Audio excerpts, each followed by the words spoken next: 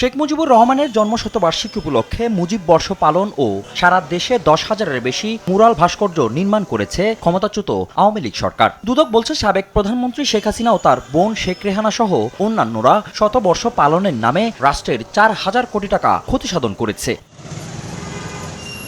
2025 সালের এপ্রিলে অনুসন্ধানে নেমে নথিপত্র চেয়ে 64 জেলা প্রশাসক, বিভিন্ন মন্ত্রণালয় ও অধিদপ্তরে চিঠি দেয় দুদকের 7 সদস্যের অনুসন্ধানকারী দল। এরই মধ্যে বাংলাদেশ বেতারের সামনে মুরালের তথ্যসহ একাধিক নথিপত্র হাতে পেয়েছে সংস্থাটি।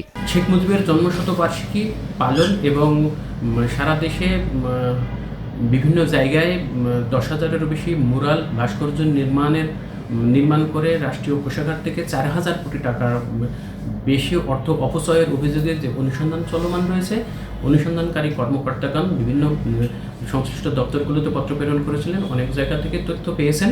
দুদক জানিয়েছে, অতি গুরুত্বপূর্ণ বিবেচনায় দুদকের পাশাপাশি বাংলাদেশ ব্যাংকের আর্থিক গোয়েন্দা সংস্থা বিএফআইইউ ও সিআইডির সমন্বয়ে অনুসন্ধানী দল কাজ করছে। দুর্নীতি দমন কমিশন, সিআইডি এবং বাংলাদেশ ব্যাংক সহ যে জয়েন্ট ইনভেস্টিগেশন টিম আছে, যেটা আমরা সংক্ষেপে জিট বলি, এই অনুসন্ধানটা ওই টিমেরই একটা অনুসন্ধান কার্যক্রম।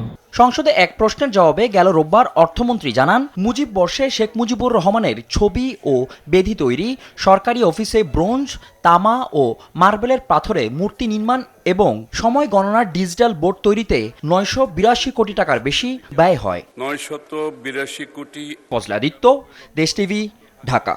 কোটি টাকা ব্যয় করেছে।